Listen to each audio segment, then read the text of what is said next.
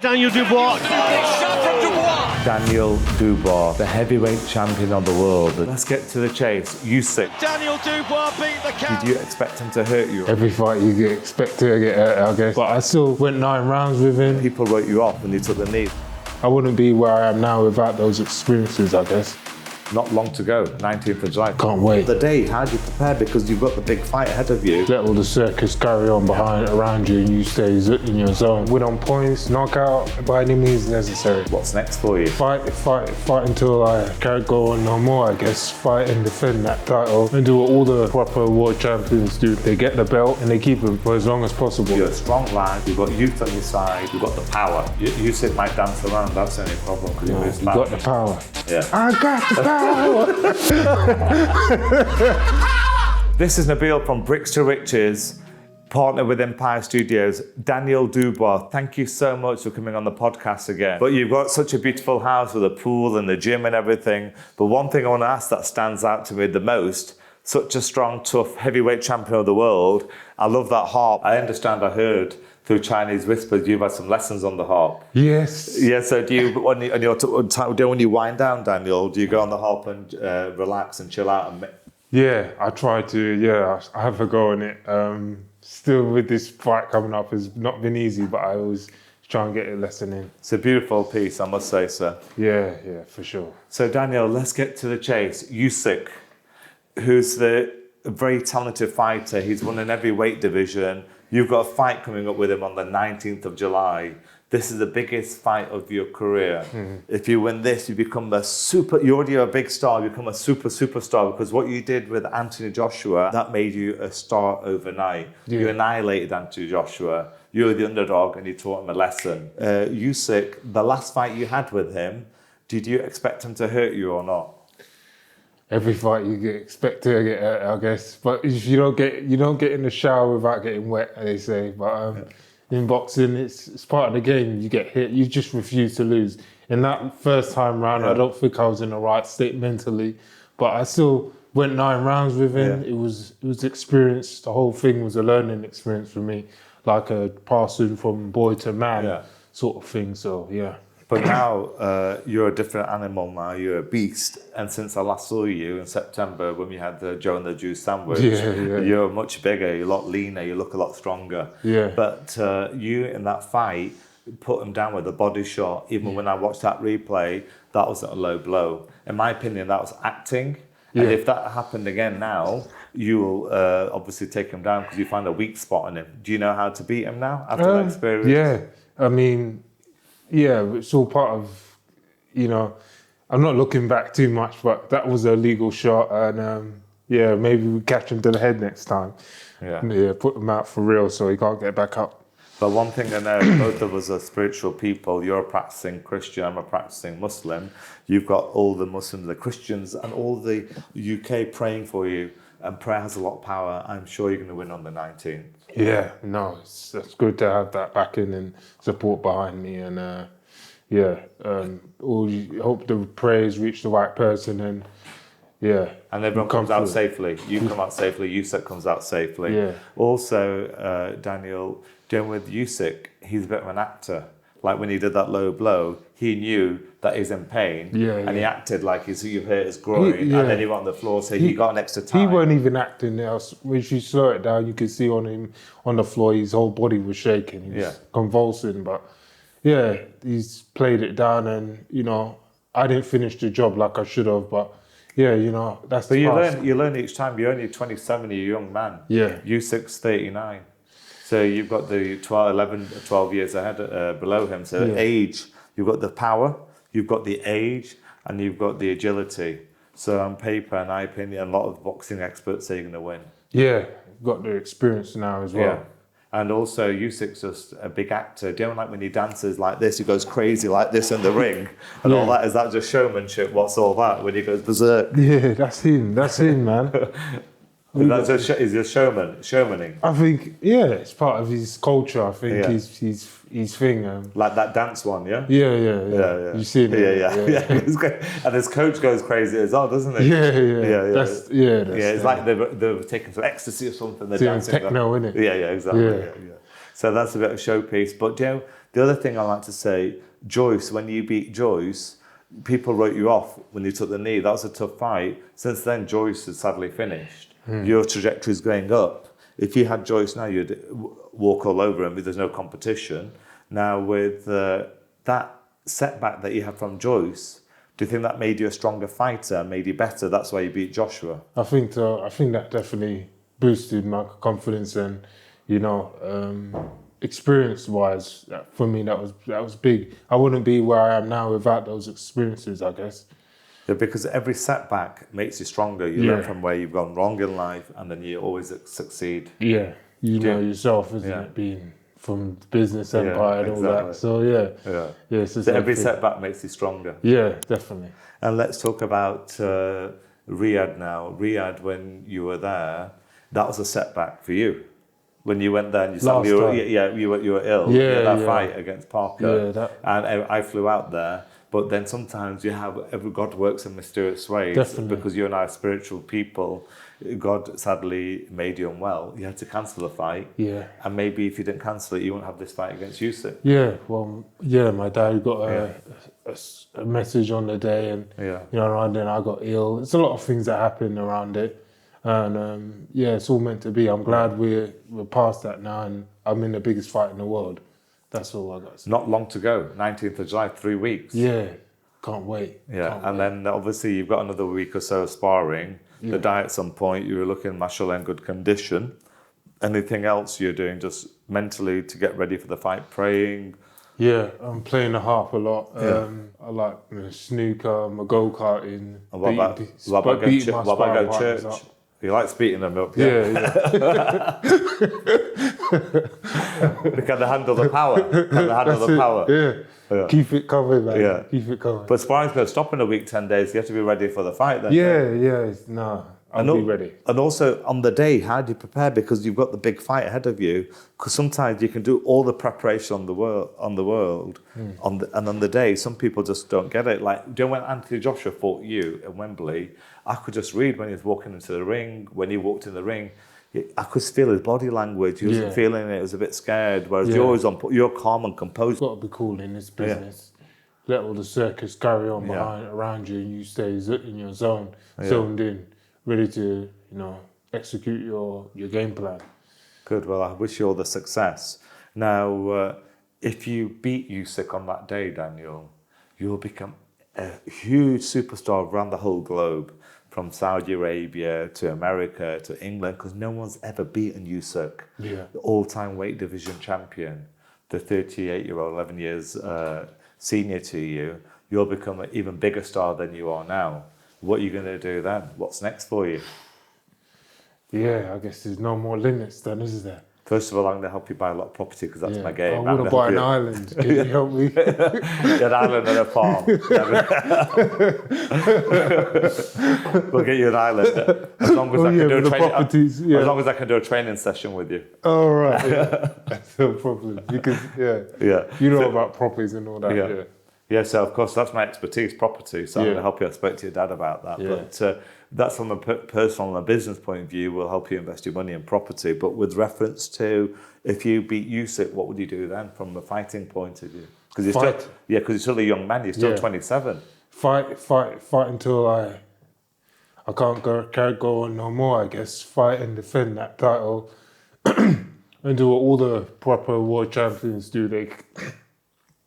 They get the belts and they keep them for as long as possible. And Lennox Lewis went out undisputed champion. I want to do the same thing. Yeah, I agree with that. So when you retire, you always want to retire in a win rather than a defeat. That's it. Yeah, and leave a legacy behind because you're the sort of guy that likes legacy more than money. I can tell that. Well, once you go for the belts, the money follows, they say, in the boxing. Exactly. Money follows success. Whatever discipline you're in, whether you're in business, whether you're in sports, boxing. What does Scarface say in the movie? Exactly. Once you get the money, you get the power, then you get the woman. Exactly. You like that, Scarface? I like that. Then when you get the money, you get the power. Then when you get the power, then you get the woman. Why do you like Scarface? Why? Well, my dad, I don't really know. My dad used to watch it a lot when he was growing up, and I like that underdog mentality. You come up and He's the man, yeah.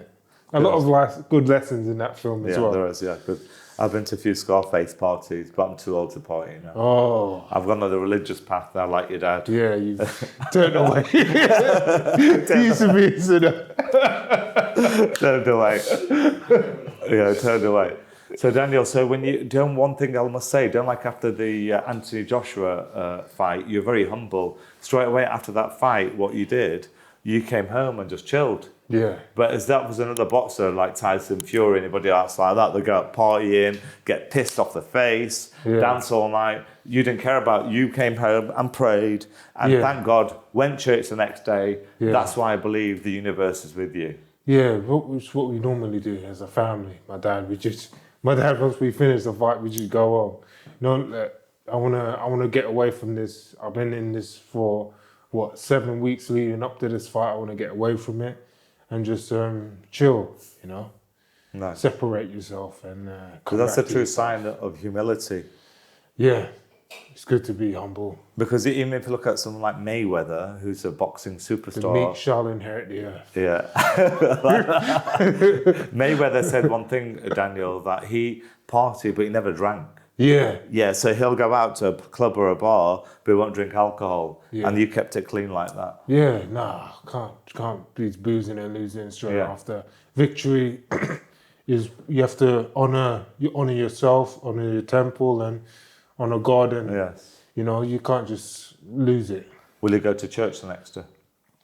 It's his church, home, with my Beautiful. brother and my family. Yeah. It feels very spiritual, actually. Yeah. Very nice. Gym I saw, the swimming pool, beautiful house. Do you go swimming much on there? Yeah, when I can. Have you got a cold plunge there as well? Yeah. We've got a dip. Yeah. How many minutes? 3 minutes. I'm getting better at it. I've got one at the gym. I use that a lot. Yeah. How many minutes are you going? 3 10 minutes. 10 minutes? Yeah. Wow. Yeah. You're a tough guy, man. I would like to pinch your curry. No, mate. Yeah, tough guy. Live a day in my shoes. Yeah, you're a tough guy, very disciplined. Now, also, Daniel, we touched about this last time, was that, you know, Jake Paul? Yeah, but you, Daniel, he's not even a professional fighter. Would you do it as an exhibition I'd fighter? do it as yeah, why not? If you're getting paid loads of money and you're getting, there's no real risk involved in it. I could bash him up and just get paid. And even forget about that. It's just a good spectacle. It's entertainment, and even if it's just talked about, it's still entertainment. I agree with that, because then with Jake Paul, if you fought him, the contract will be such that they'll say, oh, you can to be like 2 minute rounds, you can only throw so many punches, you can't knock him out. Yeah, it's all like that. So obviously he's getting better, isn't he? Yeah, he is. Yeah. He's fighting, I think, a Mexican soon, isn't he? He's fighting again soon. It's all a business really for him. Yeah, you can't have a defeat; it doesn't look good for him. Nah. So, as a world champion, Daniel, what advice would you give? You're 27. Young kids all dream to be like you. There's only like 1% of boxers who make it. Yeah. So let's say if you've got like your brother who I just met before, the young brother, kids of that caliber, your brother's got the access to you. Yeah. A lot of people haven't got access to you. So any kid from any culture and anywhere in the world, if they want to be a world champion, what advice would you give them? It's hard to say, really. I had a dad that had a dream and a vision, and he passed it on to me. So, have a dream and I guess work hard and do all those essential things that you need to do. Be disciplined.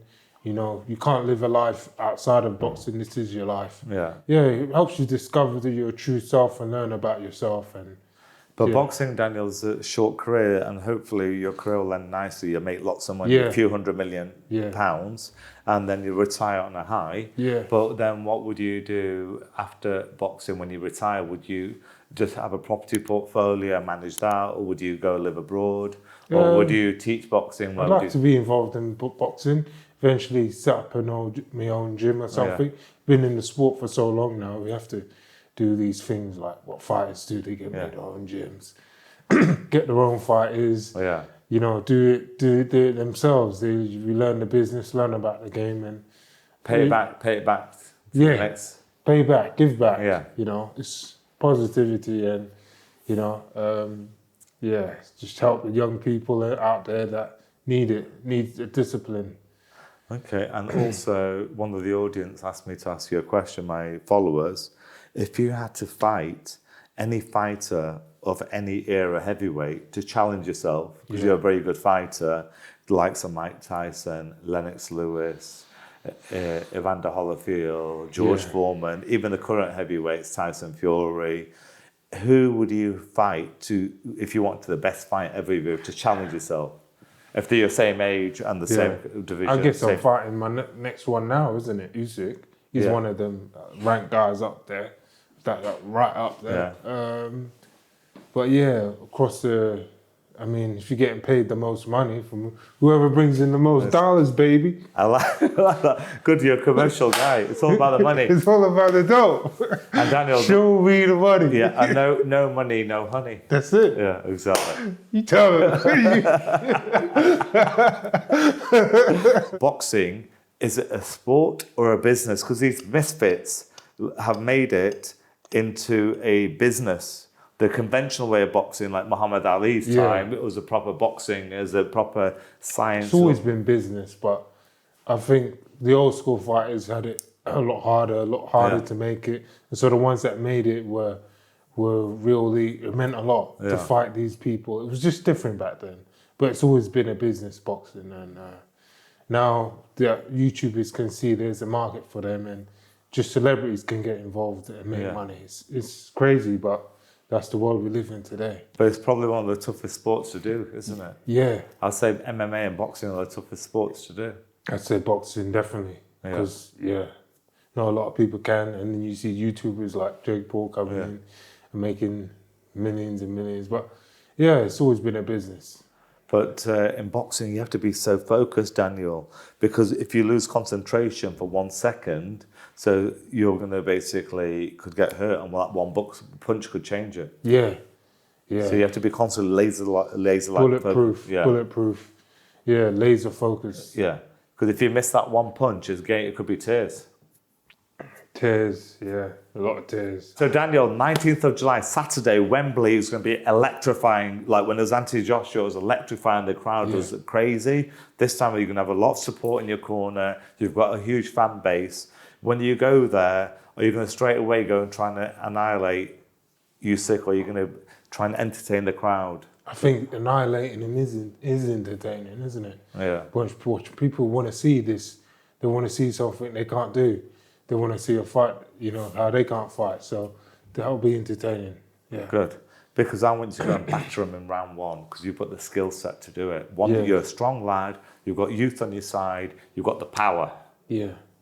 Usyk might dance around. That's the only problem, because he moves fast. You got the power. Yeah. I got the power.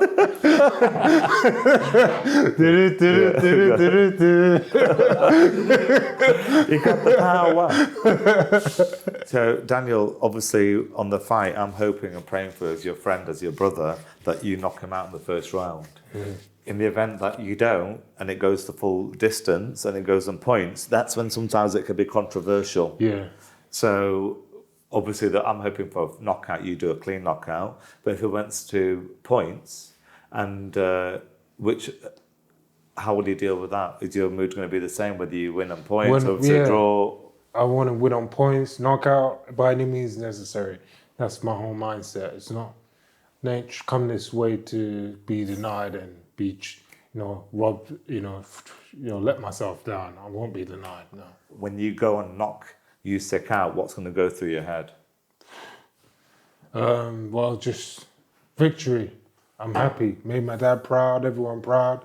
I know what I'm fighting for, so it's my dad's dream. I'm living it. Good. And I hope your dad's dreams turns into reality, and I hope yours does. Yeah. And you become the best boxing sensation in the world. And people look up to you for the rest of your life, because people underestimated you. Look up to God, but, I'm just an icon. Doing my thing. I like that humility. You're very humble, very funny as well, Daniel. And also, Daniel, the other thing is, once you win the fight, I want to take you with Riz. I want to take you for a nice paddle game. Have you ever played paddle? What's paddle like? It's tennis. Ping pong? Yeah, ping pong. Oh, like that. yeah. And then we'll have a nice slap-up curry like you did in Manchester. Oh, yeah. You like curry? Good. Yeah, my dad, yeah. Because at the moment, you're on camp at the moment, you're eating very healthy, and you are basically living the life of a monk. Yeah. But in Manchester, there's a restaurant called Indish. I'm going to take you for a nice slap-up meal there in Indish. Yeah. And you're going to love the food there. We'll cook it especially for you, grilled, rice, the full works. Bring your dad, bring your sister, bring your brother. Top man. Bring the whole family. Hi, my name's Daniel Dubois. I've been on Bricks to Riches. My name's Daniel Dubois. I've been on Bricks to... Riches. Yeah. Okay, let me do it properly. Yeah. Hi, my name's Daniel Dubois. I've been on Bricks to Riches.